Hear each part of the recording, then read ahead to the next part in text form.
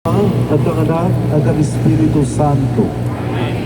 Ang kapayapaan ni Kristo, ang pag-ibig ng Diyos Ama, at ang pag-ipresa ng Espiritu Santo naway sumainyong lahat.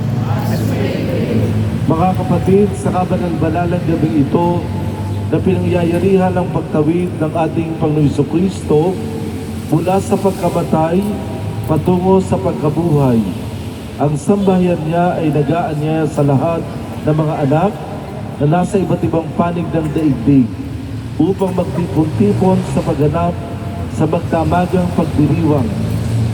Sa pagganap natin sa alaala ng Pasko ng Panginoon ng Tagumpay sa pagdinig ng salita at paghahain ng kanyang buhay, maasahan natin tayo makakapakinabang sa kanyang pananalig sa kamatayan at pamumuhay sa piling niya at ng Amang may kapal. Pagsanto, magpas sa walang hanggan.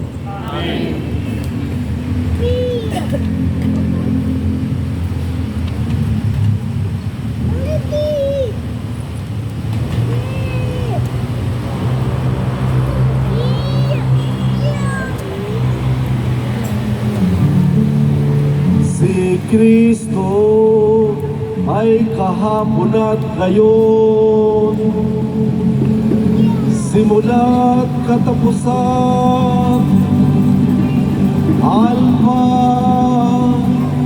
at Omega, sa kanyang panahon at mga daang taon, sa kanyang papurit pasasalamat, magpas sa walang hanggan. Amen, amen, amen. Amen, amen,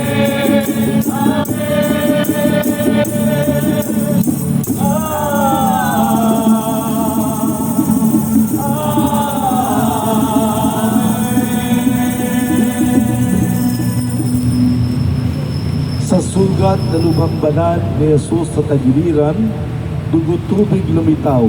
Si Jesucristo'y nabubuhay, siya'y ating kaliwanagan. Tugat sa paang kanan, si Jesus na nabayubay, sa krus na kamatayan, si Kristo'y nabubuhay, siya'y ating kaliwanagan.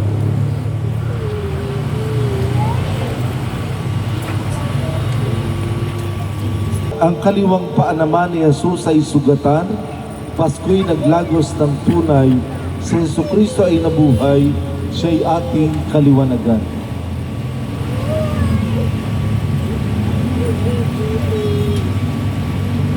At sa kanan niyang kamay, si Jesus di pinakuan, kaya't may sugat na taglay, si Jesucristo'y nabuhay, siya'y ating kaliwanagan.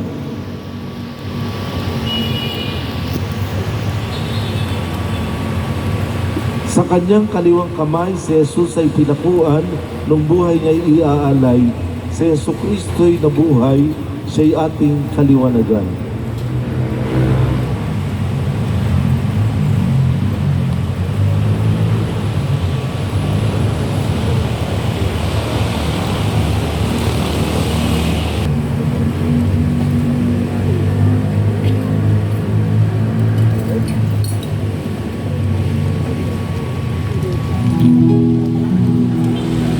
Si Kristo Jesus ay muling nabuhay.